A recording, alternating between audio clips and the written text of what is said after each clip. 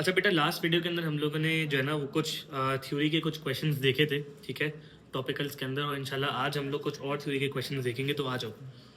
मुझे बोलता है state why hexadecimal is used to display error codes. मुझे बोलता है बताओ हेक्साडेसिमल एरर कोड्स डिस्प्ले करने के लिए क्यों यूज़ होता है।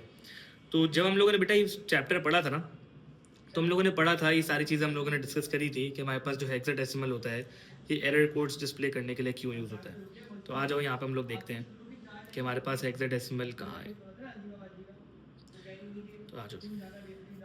तो ये हमारे पास हेक्साडेसिमल के हम लोगों ने यूजेस भी पढ़े थे, और हम लोगों ने ये भी पढ़ा था बड़ा इंपॉर्टेंट कि हेक्साडेसिमल हमारे पास एरर कोड्स के लिए क्यों इस्तेमाल होता है। तो हम लोगों ने दो रीजंस पढ़े थे इसके। पहला रीजन हम लोगों ने ये पढ़ा था कि भाई हेक्साडेसिमल इसलिए एरर कोड्स डिस्प्ले करने के लिए यूज होता है क्योंकि हेक्साडेसिमल हमारे पास एक स्मॉलर डिस्प्ले के अंदर फिट हो जाता है।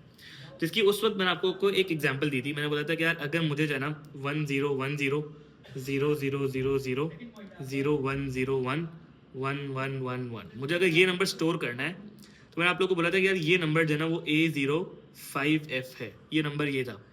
तो अगर मुझे यही सेम नंबर अगर बाइनरी के अंदर लिखना होता तो बाइनरी जो है वो रिप्रेजेंटेशन बड़ी होती।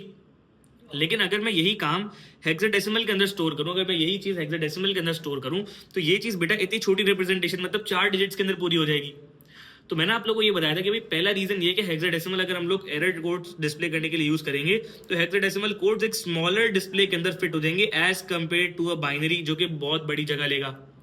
दूसरी चीज हमारे पास क्या थी कि बेटा हेक्साडेसिमल क्योंकि छोटे कोड्स होते हैं तो वो कम अमाउंट ऑफ मेमोरी के अंदर स्टोर हो जाएंगे। वेराज अगर बाइनरी के अंदर मैं स्टोर करूंगा तो भाई बाइनरी को ज्यादा स्पेस चाहिए होगी। बात समझ आ रही है महाम? तो अब मुझसे एग्जामिनर पूछता है कि state why hexadecimal is used to display error codes. Hexadecimal error codes को डिस्प्ले करने के लिए क्यों यूज होता है। तो सबसे पहला पॉइंट मैं ये लिखूंगा एग्जामिनर को, बिकॉज हेक्साडेसिमल कोड्स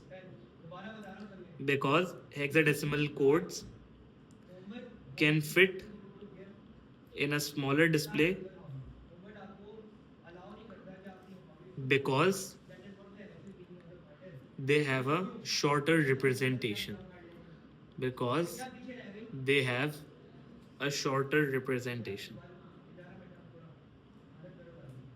ये बात समझ आई पहली? तो पहला पॉइंट मैंने इसको ये लिख दिया कि भाई हेक्साडेसिमल छोटी रिप्रेजेंटेशन लेगा क्योंकि उसकी हेक्साडेसिमल छोटे डिस्प्ले के अंदर फिट हो जाएगा क्योंकि वो छोटी रिप्रेजेंटेशन लेता है। दूसरा पॉइंट मैं इसको क्या लिखूंगा, because hexadecimal requires less amount of storage space। तो ये मेरे पास दूसरा रीजन हो गया कि मैं हेक्साडेसिमल क्यों यूज करूंगा एरर कोड्स डिस्प्ले करने के लिए। क्या ये बात समझ आ रही बेटा मेरी? कोई मसला तो नहीं है इसके अंदर? अच्छा आ जाओ, एक और हम लोग क्वेश्चन देखते हैं। ये आ जाओ। मुझे बोलता है Jen answers an examination question about computers and data correctly. मुझे बोलता है जेन ने जो है ना वो एक एग्जामिनेशन के अंदर एक क्वेश्चन है कंप्यूटर्स डेटा के बारे में और वो करेक्टली आंसर करना है। मुझे बोला 6 डिफरेंट वर्ड्स और numbers have been removed from our answer. 6 different words जो है ना या नंबर्स जो है वो उसके आंसर में से रिमूव कर दिए गए। मुझे बोलता है complete the sentences in Jen's answer. मतलब मुझे बेसिकली क्या करना है, मुझे फिल इन द ब्लैंक्स भरने और मुझे ना ब्लैंक्स के मुझे ये ऑप्शंस दिए हुए। अब क्या करना है, मुझे बोलता है as humans we process dash data. मुझे बताओ हम लोग एज ह्यूमंस हम लोग कौन सा डेटा प्रोसेस करते हैं वहां? हम लोग बेटा एनालॉग डेटा प्रोसेस करते हैं। डीनरी तो हमारे पास नंबर सिस्टम है ना, हम लोग डीनरी नंबर सिस्टम यूज करते हैं, लेकिन हम लोग डेटा कौन सा प्रोसेस करते हैं? एनालॉग डेटा प्रोसेस करते हैं। ठीक है, हमारे पास जो डेटा जो हम लोग एज ह्यूमंस प्रोसेस करते हैं दैट इज एनालॉग डेटा। ठीक है, और जो कंप्यूटर जो डेटा प्रोसेस करते हैं उसको बेटा हम लोग डिजिटल डेटा कहते हैं। लेकिन हाँ, अगर वो मुझसे ये सवाल पूछता है कि यार बताओ ह्यूमंस कौन सा नंबर सिस्टम यूज करते हैं अपनी जिंदगी के अंदर, तो मैं क्या बोलता है? डीनरी नंबर सिस्टम यूज करते हैं। बात क्लियर हुई?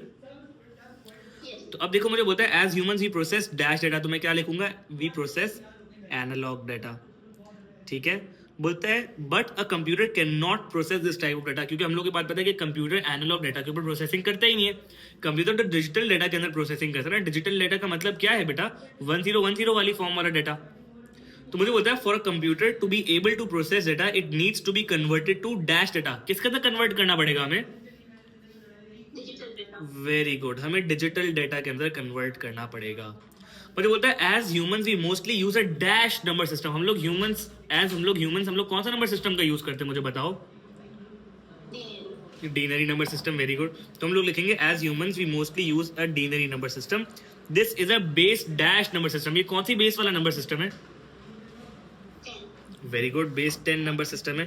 मुझे बोलता है computers use a dash number system. Computer कौन सा यूज करेंगे number system? Binary very good, computer हमारे पास बाइनरी नंबर सिस्टम का यूज करेंगे। और ये कौन सा बेस नंबर सिस्टम है बेटा? 2 वेरी गुड, तो हम यहाँ पे लिख लेंगे and this is a base 2 number system. ठीक है, इसी तरह से हमारे पास देखो एक और क्वेश्चन आता है। मुझे बोलता है Michelle wants to email a file to Elsa. एक मिशेल एक बंदा है जिसको ना एक फाइल ईमेल करनी है एल्सा को। मुझे बोलता है file is too large so it must be compressed. File बहुत ज़्यादा लार्ज है तो उसको कंप्रेस करने की नीड है। मुझे बोलता है name 2 types of compression that Michelle could use. Michelle कौन सी 2 टाइप्स ऑफ कंप्रेशन यूज कर सकता है मुझे बताओ। लॉसलेस और वेरी गुड, तो मैं एक कंप्रेशन का नाम लिख दूंगा लॉसी कंप्रेशन, और मेरे पास दूसरी कंप्रेशन का नाम क्या आ जाएगा? Lossless compression. तो मैंने यहाँ पे लिख दिया। अच्छा, अब मुझे क्या कहता है नीचे हम लोग पढ़ते हैं। ओहो।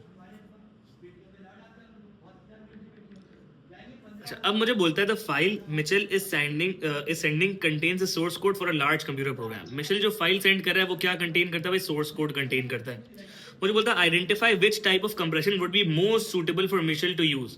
मिशेल कौन सी सूटेबल कंप्रेशन है बेटा जो यूज करेगा? क्योंकि उसकी फाइल देखो क्या है, उसकी फाइल में क्या कंटेन करती है? उसकी फाइल सोर्स कोड कंटेन करती है। सोर्स कोड का मतलब क्या होता है मुझे बताओ।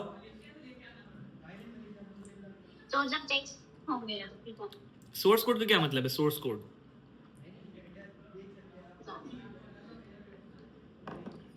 सोर्स कोड का मतलब होता है कोई भी प्रोग्राम के पीछे जो प्रोग्रामिंग हुई हुई होती है ना बेटा, उसको हम लोग कहते हैं सोर्स कोड। किसी भी एप्लीकेशन की जो प्रोग्रामिंग हुई हुई थी ना उसके पीछे, उसको हम लोग कहते हैं सोर्स कोड। तो जो भी कोड होता है ना बेसिकली प्रोग्राम का, वो हमारे पास कहलाता है सोर्स कोड। मुझे एक बात बताओ, अगर सोर्स कोड के ऊपर वो कंप्रेशन अप्लाई करते हैं और अगर वो लॉसी कंप्रेशन करते हैं, तो लॉसी कंप्रेशन तो कुछ चीज़ें डिलीट कर देगा ऑटोमेटिकली और परमानेंटली भी डिलीट हो जाएंगी वो। तो क्या हम लोग ये चाहेंगे कि सोर्स कोड के अंदर से कुछ लाइंस ऑफ डेटा डिलीट हो जाए जो रिपीट हो रही हो? नो नहीं तो फिर क्या करेंगे हम लोग? कौन सी कंप्रेशन का यूज करना चाहिए? लॉसलेस जबरदस्त, तो हम लोग यहाँ पे लिखेंगे लॉसलेस कंप्रेशन। अच्छा, अब सबसे पहली चीज तो मुझे एक्सप्लेन करनी कि भाई मैंने लॉसलेस कंप्रेशन ही क्यों यूज करी। तो मैं बोलूंगा भाई सबसे पहला पॉइंट उसको ये एक्सप्लेन करूंगा, because lossy compression permanently removes the repeating lines. पहला पॉइंट तो मैंने ये लिख दिया। अब दूसरा पॉइंट, अब जो मुझे प्रोसेस बताना है वो किसका बताना है? लॉसलेस कंप्रेशन का बताना है। तो अब मैं इसको सबसे पहले क्या बताऊंगा भाई कि लॉसलेस कंप्रेशन क्या यूज करता है? एक कंप्रेशन एल्गोरिथम का यूज करता है। तो वो कंप्रेशन एल्गोरिथम का नाम क्या है मुझे बताओ? RLE। तो मैं बोलूंगा compression algorithm RLE is used. अच्छा, अब ये कंप्रेशन एल्गोरिथम क्या करता है, किस तरह से काम करता है? वो जो रिपीटेड वाले फिगर्स होते हैं वो उसको आइडेंटिफाई करता है और फिर उसको वो नहीं करने देता, रिमूव नहीं करने देता। हम उसको लिखते हैं विच आइडेंटिफाइज। हाँ, हम उसको बोलेंगे विच आइडेंटिफाइज। हाँ, ये चीज हमें पॉइंट लिखते हैं ना, तो बोलेंगे which identifies non essential and repeated patterns in data and replaces them by a numerical value। तो हमने क्या चीज़ इसको लिखी? हमने बोला कि यार जितना भी टेक्स्ट होगा, जितनी भी लाइन होगी, उसको हम लोग क्या करेंगे कि उसके अंदर जो रिपीटेड पैटर्न्स होंगे उसको अंदर आइडेंटिफाई करेंगे और उन रिपीटेड पैटर्न्स को किस चीज़ से बेटा रिप्लेस कर देंगे हम लोग? न्यूमेरिकल वैल्यूज से। और ये सारे न्यूमेरिकल वैल्यूज हमारे पास कहाँ स्टोर होंगी बेटा? इंडेक्स फाइल में। तो हम लोग बोलेंगे this is stored in the index file. तो ये हमारे पास पूरा लॉसलेस कंप्रेशन हम लोगों ने इसको समझा दिया। क्लियर हो गई बात?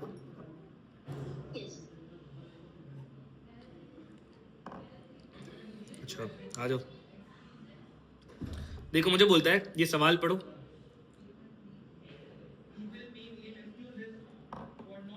पढ़ लिया?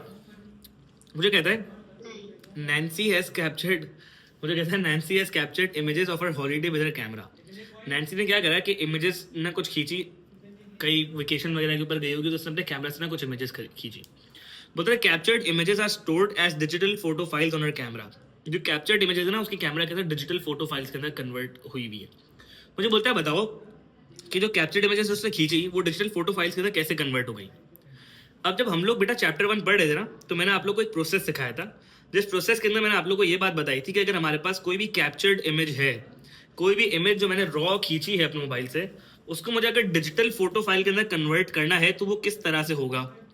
तो सबसे पहले मैंने आप लोग को बोला था कि भाई जो भी इमेजेस को आप क्या करोगे, एनालॉग से डिजिटल कन्वर्ट कर दोगे। क्यों? क्योंकि जो भी डाटा रियल वर्ल्ड से लिया जाता है वो एनालॉग फॉर्म के अंदर होता है, और हम लोग क्या करते हैं, जो भी डाटा होता है एनालॉग डाटा को हम लोग डिजिटल डाटा के अंदर कन्वर्ट करते हैं, और एक कन्वर्टर का यूज करते हैं जिसको हम लोग क्या कहते थे, ADC कन्वर्टर। सही है। दूसरा मैं क्या बोलता हूँ कि भाई जो इमेज होती है उसका पिक्सेल्स के अंदर कन्वर्ट करते हो और हर पिक्सल को एक यूनिक बाइनरी वैल्यू देते हो, और ये सारे पिक्सेल्स मिला के क्या बनाते हैं बेटा, एक हमारे पास ग्रिड बनाते हैं। जब ये सारे पिक्सेल्स मिलके एक ग्रिड बनाते हैं तो हर पिक्सल को एक कलर असाइन होता है और हर पिक्सल जो है ना वो सीक्वेंस के अंदर स्टोर होता है। तो ये हमारे पास 5 से 6 मार्क्स का एक पूरा प्रोसेस था। क्लियर हो गई बात। अब इस पूरे प्रोसेस को हम लोग को क्या करना है, वहां पे आंसर में लिखना है। तो हम लोग लिखेंगे image, captured image is converted into a digital photo file using an analog to digital converter। और इस कन्वर्टर का शॉर्ट फॉर्म क्या है बेटा, ADC, where pixels form a grid, जहाँ पे पिक्सल्स एक ग्रिड बनाते हैं, and each pixel has its own binary value। Her pixel के पास उसकी एक बाइनरी वैल्यू होगी, and its color, उसके पास एक कलर होगा अपना। और ये पिक्सल्स हमारे पास क्या करते हैं बेटा, ये पिक्सल्स हमारे पास एक सीक्वेंस के अंदर स्टोर हो जाते हैं। बात समझ आई? These pixels are stored in sequence in a file। Clear हो गई बात? कोई मसला तो नहीं है यहाँ तक? तो ये हमारे पास डिजिटल फोटो फाइल्स में कैसे कन्वर्ट होता है पूरा प्रोसेस हमारे पास हमें लिखा हुआ, तो नोट्स के अंदर हम लोगों ने कॉपी कर दिया। अब मुझे क्या बोलता है नीचे, Nancy wants to email the photos to Nadia. एक नैन्सी एक बंदी है, उसको नादिया को ना अपनी फोटोज ईमेल करनी है। बोलता है many of the photos are very large files. Photos क्या है भाई, बहुत बड़ी है। तो बोलता है so Nancy needs to reduce their file size as much as possible. Nancy को क्या करना है, अपना फाइल साइज रिड्यूस करना है एज मच एज पॉसिबल, मतलब जितना ज्यादा फाइल साइज रिड्यूस हो सकता है उसको उतना ज्यादा फाइल साइज रिड्यूस करना है। अब मुझे बोलता है identify which type of compression would be the most suitable for Nancy to use. कौन सी टाइप ऑफ कंप्रेशन नैन्सी के लिए सबसे सूटेबल होगी यूज करने के लिए, और बोलता है अपनी चॉइस एक्सप्लेन करो। अब मुझे बताओ कौन सी कंप्रेशन हमें यूज करनी चाहिए। लॉसी। क्यों लॉसी करनी चाहिए बेटा? क्योंकि उसको ऐसे भी जो बहुत बड़ी फाइल है वो लॉस नहीं करता है, बड़ी फाइल लॉसलेस भी करता है, बड़ी फाइल्स को लॉसलेस भी कंप्रेस करता है। लेकिन उसने मुझे यहाँ पे क्या कीवर्ड दिया था, उसने मुझे बोला था Nancy needs to reduce their file size as much as possible. As much as possible का क्या मतलब है कि जितना ज्यादा हो सके उतना ज्यादा रिड्यूस कर दो। तो इसका मतलब क्या है, सबसे ज्यादा रिड्यूस कौन सा करता है, लॉसी करता है ना। लॉसलेस तो बहुत ज्यादा रिड्यूस नहीं करेगा, लॉसी करेगा ना बहुत ज्यादा रिड्यूस। तो मैं कंप्रेशन टाइप कौन सी लिख दूंगा यहाँ पे, लॉसी कंप्रेशन। क्लियर हो गई यहाँ तक बात पहली। अब मैं क्या लिखूंगा, मैं लिखूंगा because lossy compression reduces file size more. Lossy compression ज्यादा फाइल साइज रिड्यूस करता है as compare to lossless compression. तो पहला पॉइंट तो मैंने ये लिख दिया कि भाई लॉसी कंप्रेशन लॉसलेस कंप्रेशन से ज्यादा फाइल साइज रिड्यूस करेगा, और क्योंकि आपको as much as possible reduce करना था तो हम लोगों ने इस वजह से लॉसी कंप्रेशन का यूज करा। अब मुझे इसका एक्सप्लेन करना है प्रोसेस। तो अब मैं कैसे एक्सप्लेन करूंगा, मैं बोलूंगा a compression algorithm is used. सबसे पहला पॉइंट तो यही आएगा हमारा। लेकिन मुझे बताओ तो यह कंप्रेशन एल्गोरिथम का यहाँ पे कोई नाम लिखेंगे हम लोग? नहीं लिखेंगे। क्यों? क्योंकि यहाँ पे कौन सी बात हो रही है, हमारे पास लॉसी की बात हो रही है। हम लोग कंप्रेशन एल्गोरिथम जो RLE लिखते थे वो लॉसलेस के अंदर लिखते थे। अब मैं क्या बोलूंगा, इज यूज्ड वेयर अब लॉसी कंप्रेशन किस तरह से काम करता था मुझे बताओ। लॉसी कंप्रेशन जो हमारे पास था वो किस तरह से काम करता था। वो कोई भी अननेसेसरी चीज या फिर एक चीज को ह्यूमन आई नहीं देख सकती वो चीज। Very good. अब लेकिन यहाँ पे हम लोगों ने बात की थी अननेसेसरी साउंड या पिक्सल की, तो अब मुझे बताओ अब मैं इस केस के अंदर क्या साउंड लिखूंगा या पिक्सल लिखूंगा, मुझे ये बताओ। पिक्सल्स लिखूंगा, तो मैं यहाँ पे लिखूंगा विच डिस्कार्ड्स, यहाँ पे वेयर गलती से लिख दिया, विच डिस्कार्ड्स any unnecessary any unnecessary pixels which the human eye cannot notice।